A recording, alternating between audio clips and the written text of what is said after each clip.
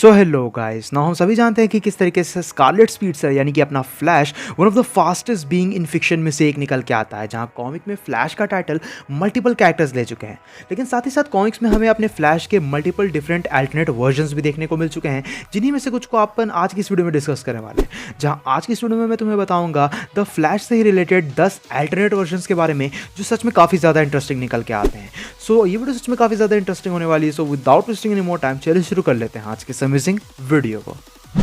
Number 10, kingdom कम flash. अब kingdom कम reality के अंदर हमें वॉलेस वेस्ट का फ्लैश देखने को मिला था, जो कह सकते हो कि काइंड ऑफ हमें एक एंटिटी के तौर पे देखने को मिला है। अब बेसिकली होता यह है कि वॉली वेस्ट का ये पर्टिकुलर वर्जन हमें एक बहुत ही ज़्यादा इंक्रेडिबली फास्ट फ्लैश देखने को मिला है, क्योंकि ये खुद को ही स्पीड फोर्स के साथ मर्ज कर चुका होता है। यानी कि बेसिकली ये कॉन्स्टेंट मोशन में होता है, जिसकी वजह से इसका प्रेजेंस कोई भी फील नहीं कर सकता, इसे कोई भी सुन नहीं सकता, इसे कोई भी देख नहीं सकता। और वही चीज़ बेसिकली कह सकते हो कि इसे सीमिंगलेसली कांस्टेंट मोशन में डाल देती है, जिसकी वजह से स्पेक्टर जैसा हाईली पावरफुल एंटिटी भी कह सकते हो कि इसकी रिस्पेक्ट करता है। जिससे यह हमें पता चलता है कि किंगडम कम के यूनिवर्स का फ्लैश बहुत ही ज़्यादा फास्ट तो निकल के आता ही है, लेकिन साथ ही साथ इसके ऊपर जो कह सकते हो कि रीटेलिंग हमें देखने को मिली है, वो इस कैरेक्टर को बहुत ही ज़्यादा इंटरेस्टिंग दिखाती है, और कहीं ना कहीं यह हमें काफ़ी ज़्यादा पावरफुल भी देखने को मिला है। Number 9, Nazi speedster. अब बेसिकली एक डिफरेंट रियलिटी के अंदर हमें ऐसा देखने को मिलता है कि नाजीज एक्चुअली में वर्ल्ड वॉर 2 जीत जाते हैं, जिसके बाद हिटलर वर्ल्ड को रूल करने लगता है, और वो कह सकते हो कि सुपर हीरोज़ की टीम बनाता है, जो एक्चुअल में सुपर हीरोज़ कम और सुपर सोल्जर्स ज़्यादा निकल के आते हैं। और वो सभी कह सकते हो कि हमारे मेन जस्टिस लीग के ही मेंबर्स के डिफरेंट वर्जन्स होते हैं, और उन्हीं में हमें बेसिकली हमारा नाजी स्पीडस्टर भी देखने को मिला है, जिसका एक्चुअल में कोई नेम तो नहीं रहता है, बट ये बेसिकली फ्लैश ही रहता है, जिसके पास बेसिकली हमें कह सकते हो कि रिवर्स फ्लैश से सिमिलर एक कॉस्ट्यूम देखने को मिलती है, और इसकी एबिलिटीज़ उसकी तरह सिमिलर निकल के आती है। नाउ इस कैरेक्टर के ऊपर हमें ज़्यादा कुछ फोकस तो करके दिखाया नहीं गया, बट सच में ये कह सकते हो कि काफ़ी इंटरेस्टिंग टेक निकल के आता है, जो हमें थोड़े टाइम के लिए ही सही कॉमिक्स के अंदर देखने को मिला था।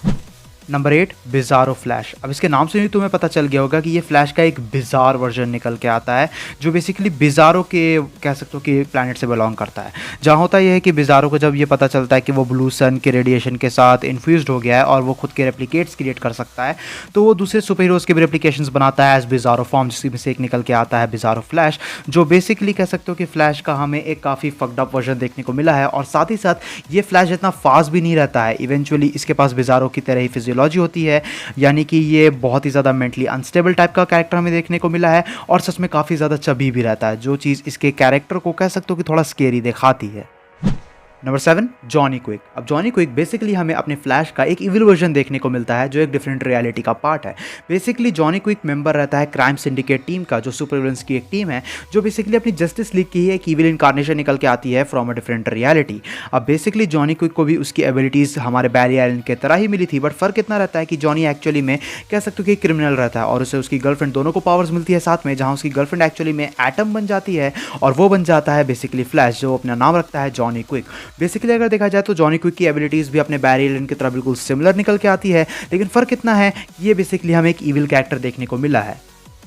Number 6, John Fox. अब जॉन फॉक्स हमें एक काफ़ी इंटरेस्टिंग वर्जन देखने को मिला है अपने फ्लैश का, जहां जॉन फॉक्स एक्चुअली में एक हिस्टोरियन रहता है नेशनल एकेडमी ऑफ साइंस का, जिसको बेसिकली एक रेडियो एक्टिव विलन चेस कर रहा होता है, और उसी के दौरान उसे उसकी पावर्स मिलती हैं। नौ चीज़ यहाँ पे डिफरेंट जो निकल के आती है जॉन फॉक्स और बैरी आइलैंड से रिलेटेड, वो ये है कि बैरी आइलैंड डायरेक्टली स्पीड फोर्स में टैप इन कर देता है, वहीं बेसिकली जॉन फॉक्स को उसकी एबिलिटीज़ मिलती है स्पीड फोर्स के कॉन्डुइट से, और ये जो स्पीड फोर्स का कॉन्डुइट है वो बेसिकली स्पीड फोर्स से कनेक्टेड रहता है, जिसकी वजह से एक कॉस्मिक फोर्स क्रिएट होता है, जो उसके यूज़र को टाइम और स्पेस के थ्रू कह सकते हो कि ट्रैवल करने में हेल्प कर सकता है। और वही चीज़ जॉन फॉक्स को उसकी एबिलिटीज़ भी दे देता है, जिसकी वजह से काफ़ी सारे कह सकते हो कि कॉम्प्लेक्सिटीज़ के बाद वो आगे चल के द फ्लैश का टाइटल लेता है, और कह सकते हो कि एक फ्यूचर रियलिटी के अंदर हमें फ्लैश के तौर पर ऑपरेट करते हुए नजर आया है, और साथ ही साथ ये वर्जन हमें काफ़ी ज़्यादा कूल भी देखने को मिला था। Number 5, Mary Maxwell. Mary Maxwell भी एक काफ़ी इंटरेस्टिंग टेक्निकल के आती है फ्लैश के फ्रॉम अ डिफरेंट रियलिटी, जो एक कॉलेज स्टूडेंट रहती है और कॉमिक्स से काफ़ी ज़्यादा ऑब्सेस्ड रहती है, जहाँ उसके फादर सीक्रेटली एक साइंटिस्ट रहते हैं, और हमिंगबर्ड डीएनए नाम के चीज़ के ऊपर काम कर रहे होते हैं, which would help people doing time travel and survive it. और वही चीज़ इवेंचुअली कह सकते हो कि काफ़ी सारे इंसिडेंट के बाद मैरी खुद में इंजेक्ट कर लेती है, जिसके बाद हमिंगबर्ड डीएनए मिलने के बाद वो कह सकते हो कि स्पीड ऑफ लाइट के तेज़ी से ट्रैवल कर सकती थी। अब बेसिकली अगर देखा जाए तो मैरी मैक्सवेल कंप्लीटली हमें एक ऐसी कैरेक्टर देखने को नहीं मिली थी ओरिजिनल पर्सनली जो स्पीड फोर्स से कनेक्टेड हो, बट इवेंचुअली वो भी कह सकते हो कि हमें एक काफ़ी ज़्यादा पावरफुल स्पीडस्टर देखने को मिली थी जो फ्लैश का टाइटल लेती है इन अ डिफरेंट रियलिटी, जो चीज़ इसके कैरेक्टर को काफ़ी ज़्यादा इंटरेस्टिंग दिखाता है।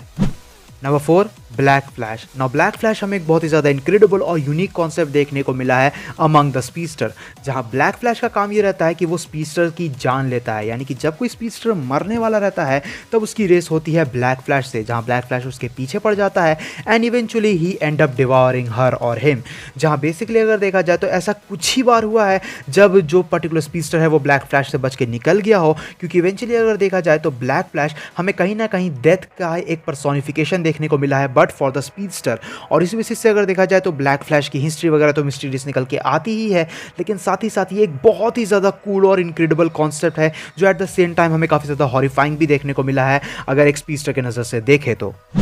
Number 3, red death. अब रेड डेथ हमें काफ़ी ज़्यादा हॉरिफाइंग वर्जन देखने को मिला है फ्लैश का फ्रॉम द डार्क मल्टीवर्स, जहां बेसिकली होता ये है कि ब्रूस अपनी बैट फैमिली को खो देता है, जिसके बाद वो डेस्परेट हो जाता है, फ्लैश से मदद मांगता है, लेकिन फ्लैश कह सकते हो कि उस चीज़ से करने से मना कर देता है, जिसके बाद वो फ्लैश को बैटमोबाइल में बांध के बैटमोबाइल को काफ़ी तेज़ी से चलाता है। इवेंचुअली वही चीज़ स्पीड फोर्स में आगे चल के टैप इन करती है, जिसके बाद ब्रूस और फ्लैश आपस में मर्ज हो जाते हैं, उनके माइंड्स कोलाइड होते हैं एंड देन कह सकते हो कि बर्थ होता है रेड डेथ का, जो बेसिकली कह सकते हो कि फ्लैश का एक ऐसा वर्जन है जो बैटमैन और फ्लैश का अमेलगम निकल के आता है, जो करप्ट है, जो कह सकते हो कि कंप्लीटली ईविल है और वो मेंटली अनस्टेबल भी है, क्योंकि उसके पास बैटमैन और फ्लैश दोनों की कॉन्शियसनेस मौजूद है। ये सभी चीज़ें रेड डेथ को बहुत ही ज़्यादा इनक्रेडिबल तो बनाती है, बहुत ही ज़्यादा इंटरेस्टिंग तो बनाती है, लेकिन साथ ही साथ ये हमें काफ़ी ज़्यादा इनक्रेडिबली पावरफुल भी देखने को मिला है।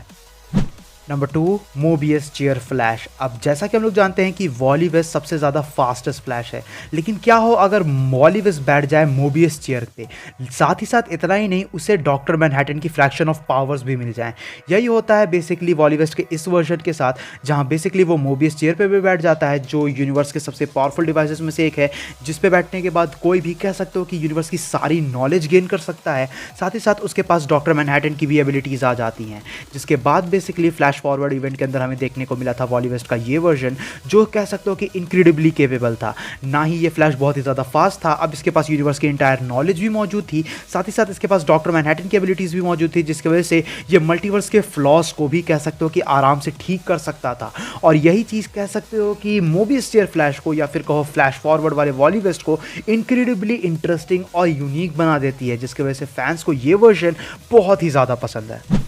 Number 1, speed demon. अब अगर तुम्हें पता नहीं है तो काफ़ी टाइम पहले मार्वल और डीसी के क्रॉसओवर के बाद ये दोनों ही यूनिवर्स आपस में मर्ज हो गए थे, जिसके बाद काफ़ी सारे अमेलगम कैरेक्टर्स क्रिएट हुए। फॉर एग्जांपल वुल्वरीन और बैटमैन का अमेलगम जिसे डार्क क्लॉ के नाम से जाना जाता है, या फिर डॉक्टर स्ट्रेंज और डॉक्टर फेट का अमेलगम जिसे डॉक्टर स्ट्रेंज फेट के नाम से जाना जाता है। और उसी बीच हमें कह सकते हो कि 3 of the coolest comic book characters का अमेलगम देखने को मिला था, जो है स्पीड डीमन, जो बेसिकली घोस्ट राइडर, एट्रिगन और फ्लैश का कॉम्बिनेशन निकल के आता है। अब तुम सोच ही सकते हो कि ये कैरेक्टर कितना ज़्यादा ऑसम और कितना ज़्यादा कूल है। जहाँ ये कैरेक्टर बहुत ही ज़्यादा बैडएस था, इसके पास फ्लैश की स्पीड थी, घोस्ट राइडर की एबिलिटीज़ मौजूद थी और एट्रिगन द डीमन का सोल भी मौजूद था। ये सभी चीज़ स्पीड डीमन को बहुत ही ज़्यादा इंटरेस्टिंग बना देता है और मेरे ख्याल से speed demon one of the most interesting alternate version of the flash में से एक है जो हमने कॉमिक बुक हिस्ट्री के अंदर देखा है।